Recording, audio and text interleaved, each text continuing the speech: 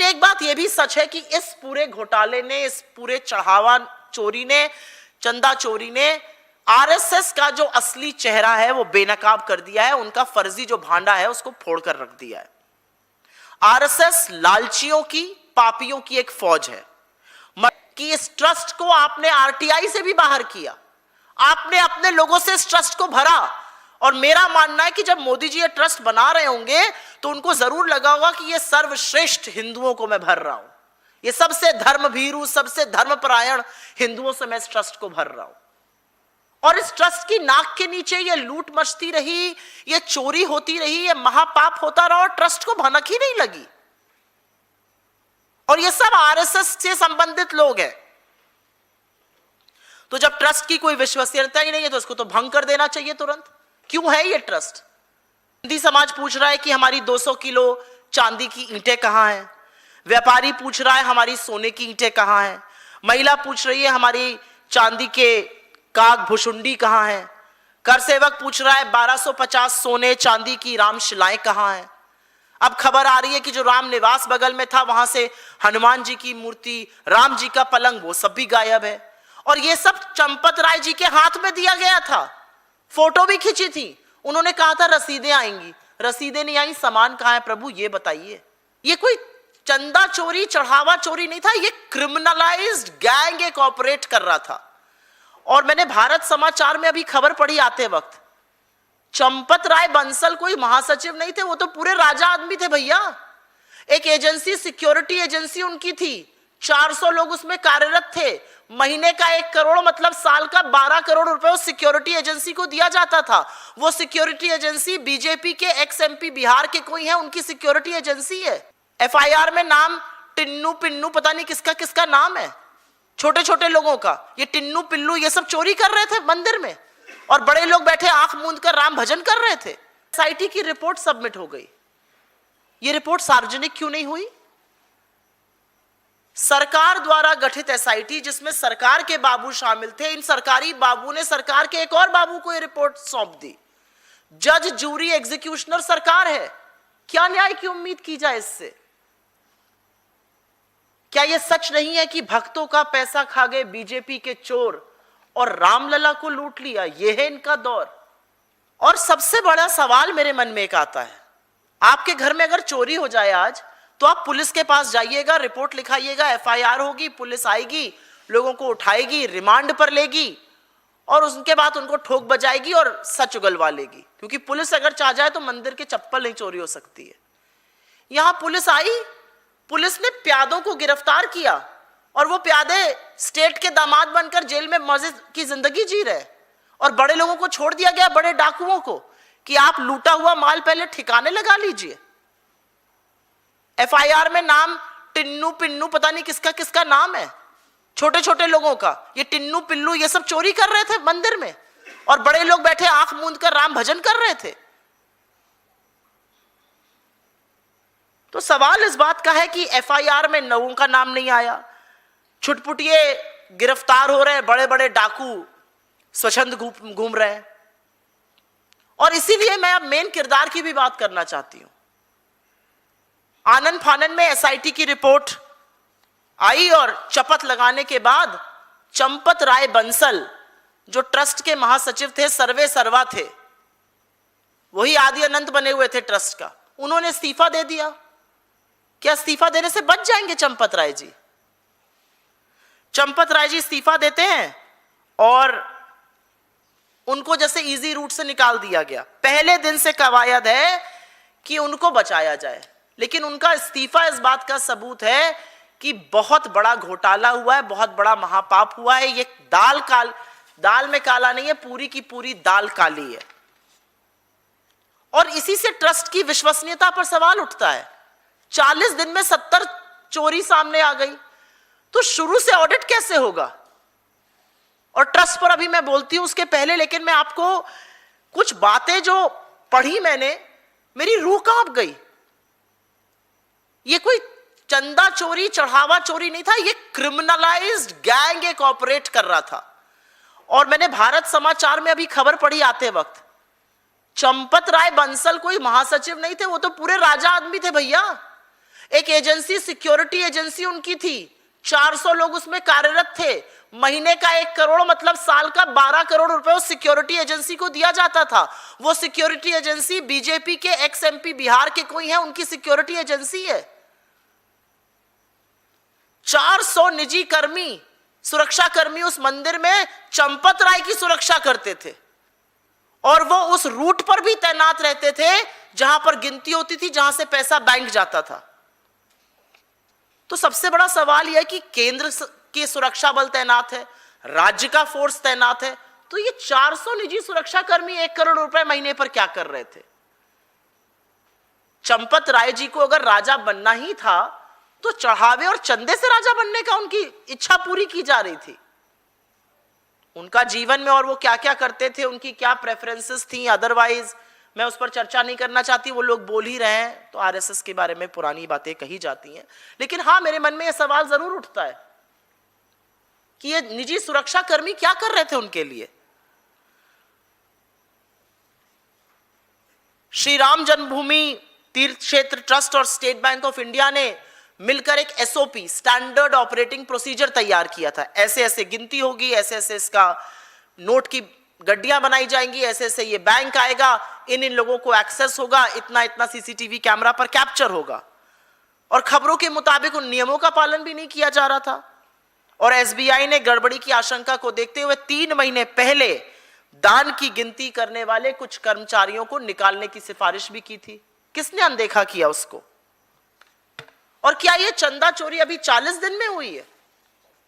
असल में चंदा चोरी और डकैती पहले दिन से हो रही है। जिस दिन 2 करोड़ की जमीन 10 मिनट में 18 करोड़ की मंदिर के नाम बेची गई, उसी दिन पहला डाका पड़ा था। और जिसने भी उसको बोला, उसको धर्म विरोधी और देशद्रोही कहने की कवायद बीजेपी ने की थी। अगर उसी समय शिकंजा कसा गया होता, अगर उसी समय एक्शन लिया गया होता, तो आज ये दिन नहीं देखना पड़ता। किसको नहीं पता है कि महिपाल नाम के एक आदमी ने जब गड़बड़ी देखी तो धर्मभीरू था, वो डर गया। उसने कहा 5-5 लाख रुपए की रोज चोरी हो रही है, उसको नौकरी से निकाल दिया गया। बजाय तफ्तीश करने के, बजाय जांच करने के, उसने कहा 5 लाख रुपए की रोज चोरी हो रही है, और ये शुरुआत में बोल दिया था। आप सोचिए 5 लाख की रोज चोरी से 5.5 पौने 6 साल में कितने की चोरी हुई। और इस बीच महाकुंभ भी आया, और हमने देखा कि श्रद्धालुओं का जत्थे का जत्था महाकुंभ प्रयागराज से लेकर अयोध्या जा रहा था। कितना चढ़ावा चढ़ा होगा और कितनी चोरी हुई होगी। उसके बाद 2 और लोगों ने आवाज उठाई, उनको भी नौकरी से निकाल दिया गया। मतलब आगाह किया जा रहा था। जमीन में घोटाला किया, पैसे में घोटाला किया, चंदा चढ़ावे में घोटाला किया। अगर समय रोते हुए चोरी पकड़ी गई होती तो शायद ये महाघोटाला नहीं होता। अब ऐसे अनगिनत लोग सामने आ रहे हैं, जो सामने आकर कह रहे हैं हमने फला चीज दान करी, हमें कहा गया उसकी क्वालिटी और गुणवत्ता देखकर आपको रसीद व्हाट्सएप पर आ जाएगी। व्हाट्सएप पर घटिया फॉरवर्ड आ रहे हैं, रसीदें नहीं आई आज तक। कितने ही लोग हैं। सिंधी समाज पूछ रहा है कि हमारी 200 किलो चांदी की ईंटें कहां हैं। व्यापारी पूछ रहा है हमारी सोने की ईंटें कहां हैं। महिला पूछ रही है हमारी चांदी के काग भुषुंडी कहां हैं। कर सेवक पूछ रहा है 1250 सोने चांदी की रामशिलाएं कहां हैं। अब खबर आ रही है कि जो राम निवास बगल में था, वहां से हनुमान जी की मूर्ति, राम जी का पलंग, वो सब भी गायब है। और ये सब चंपत राय जी के हाथ में दिया गया था। फोटो भी खींची थी। उन्होंने कहा था रसीदें आएंगी, रसीदें नहीं आई। सामान कहां है प्रभु, ये बताइए। और चोरी का जो लेवल है उसका अंदाजा भी लगा लीजिए। मतलब मैं पढ़कर सुनकर सन्न हूं कि चोरी किस लेवल पर हो रही है। 6 महीने पहले लवकुश मिश्रा नाम के एक आदमी को गिनती के काम पर लगाया गया। लवकुश मिश्रा जी की सैलरी 12,000 रुपए महीना थी। 6 महीने से नौकरी उन्होंने शुरू करी। उन्होंने फटाफट 25-30 लाख का एक प्लॉट खरीदा। उस पर उन्होंने डबल मंजिली की इमारत बनानी शुरू करी अपनी पत्नी को गिफ्ट करने के लिए। उनके गांव के घर से एक टूटी हुई तिजोरी से 12 लाख रुपए नगद मिले। उन्होंने तो पैसे गोबर में भी छुपाए हुए थे। यह हाल है लवकुश मिश्रा जी का। वो एक बार में 50, उसके मित्रों का कहना था एक बार में 50-50 हजार रुपए की पार्टी देता था, ट्रीट करता था। 12,000 रुपए उसकी महीने की तनख्वाह थी। यही हाल टिन्नू यादव का भी था। और सवाल यह उठता है कि क्या सरकार को इसकी कोई भनक ही नहीं थी? आपकी नाक के नीचे ये गोरख धंधा, ये महापाप, ये होता रहा, ये काली करतूतें चलती रही, आपको पता ही नहीं चला। डबल इंजन की सरकार, उत्तर प्रदेश से दिल्ली तक। न योगी आदित्यनाथ के एलआईयू ने कुछ बताया, न मोदी जी की आईबी ने कुछ बताया, कोई खबर ही नहीं मिली। मतलब हमारा खुफिया तंत्र पूरी तरह से फेल हो चुका है। इन बेचारों को कोई खबर ही नहीं आती है, बस व्हाट्सएप पे फर्रे आते हैं। और इसीलिए क्या यह सच नहीं है कि अगर आपको खबर नहीं आई तो आपका पूरा तंत्र फेल है, और अगर आपको खबर आई और आपने आंखें मूंद कर उसकी अनदेखी की तो आप पाप के भागीदार हैं? इतनी बड़ी चोरी हो रही थी जिसके बारे में अदने कर्मचारी बात कर रहे थे, शिकायत कर रहे थे, शिकायत करने पर नौकरी से हटा दिए जाते थे, ये कानों तक ही नहीं पहुंची। योगी जी बुलडोजर चलाने में व्यस्त है, मोदी जी बिना मतलब के पैसा दे देकर इधर उधर से अवार्ड लेने में व्यस्त थे, विश्वगुरु बनने में व्यस्त थे। विश्वगुरु बनकर विदेश नीति चौपट कर दी और हिंदुत्व के ठेकेदार बनकर हिंदू धर्म पर सबसे बड़ा धब्बा लगाने का काम किया। और इसीलिए सवाल इस बात का है कि ट्रस्ट की चर्चा कैसे ना हो। यह कोई साधारण ट्रस्ट नहीं है, यह हमारा और आपका पेपर पे बनाया हुआ ट्रस्ट नहीं है जिसको जाके सोसाइटीज में रजिस्टर कर दो। इस ट्रस्ट की घोषणा फरवरी 2020 में खुद नरेंद्र मोदी जी ने करी थी। इसके सदस्य चंपत राय जी और अनिल मिश्रा जी जैसे तमाम वो लोग हैं जो आरएसएस से बड़े प्रगाढ़ संबंध रखते हैं, आजीवन आरएसएस के कार्यकर्ता रहे, क्या बोलते हैं, संघ के सेवक रहे।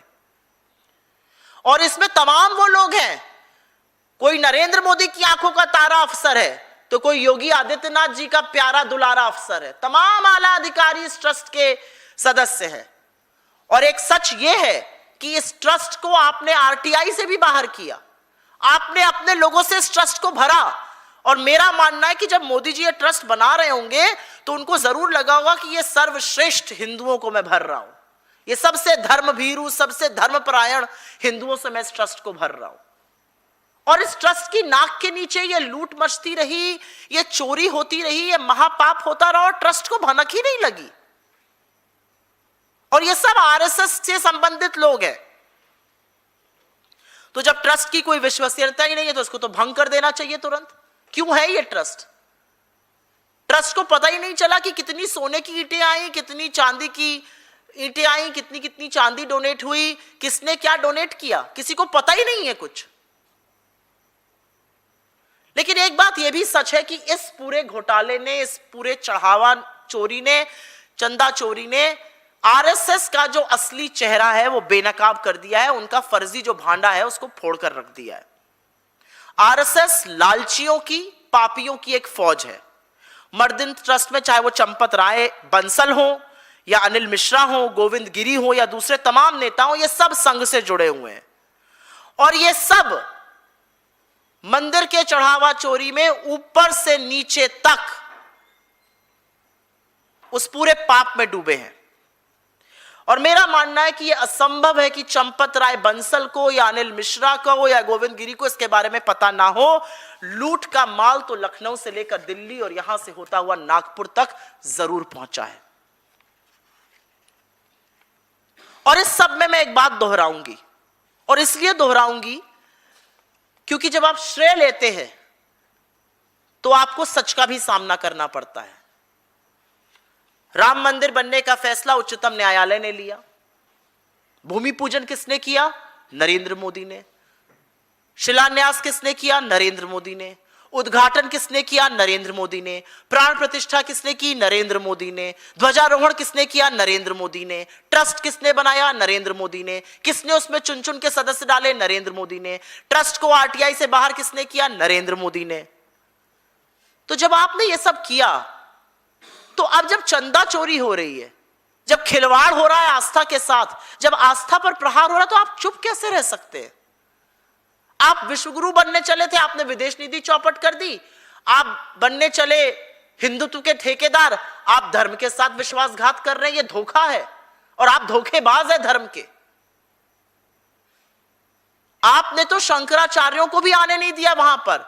जो हिंदू धर्म के शिरोमणि शंकराचार्य हैं, उनको आने पर रोक लगी, क्योंकि मोदी जी को सब कुछ करना था, मोदी जी को टीवी पर छाना था, मोदी जी की छवि सुधरनी थी, मोदी जी को श्रेय लेना था। तो जब श्रेयजीवी आप थे, आज जब इतना बड़ा चोरी और घोटाला और महापाप सामने आया, तो आप चुप कैसे हैं? आप कैसे सेशंस घूम रहे हैं? आप कैसे गलत स्पेलिंग वाले अवार्ड ले रहे हैं?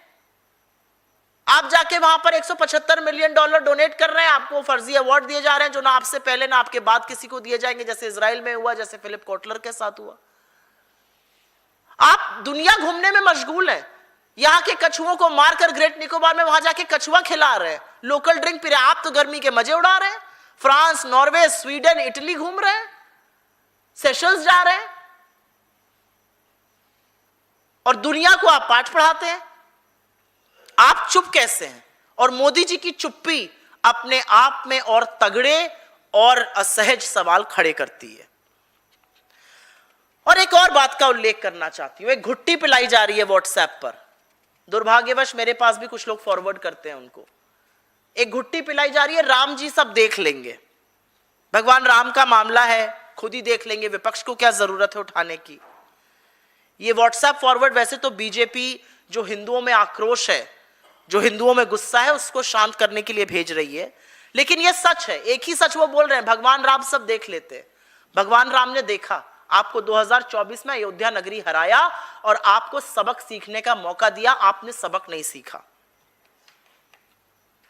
बीजेपी, आरएसएस, उनके एसोसिएटेड जो संगठन है, उन्होंने वही किया जो रावण ने किया था। उन्होंने प्रभु राम को कमजोर समझने की गलती करी। प्रभु राम ने आपको सबक सिखाया था।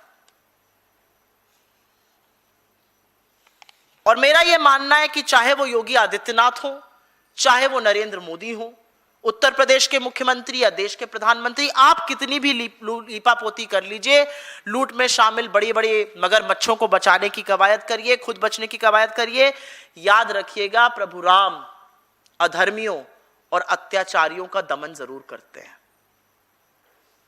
और इसी के साथ मैं एक और बात का उल्लेख करना चाहती हूं। आज पूरे यूपी में कांग्रेस के नेताओं को नजरबंद किया जा रहा है, उनको हाउस अरेस्ट किया जा रहा है। हमारे प्रदेश अध्यक्ष दर्शन करने के लिए अयोध्या पहुंचे, वहां पर उनको हाउस अरेस्ट कर लिया गया। मतलब विपक्ष के खिलाफ सारा दमन करना है। जिन लोगों ने प्रभु राम के दरबार में लूट मचाई, उनको माल ठिकाने लगाने का मौका देना है। छोटे छोटे इस्तीफे कराकर प्यादों को पकड़कर आंखों में धूल झोंकना है।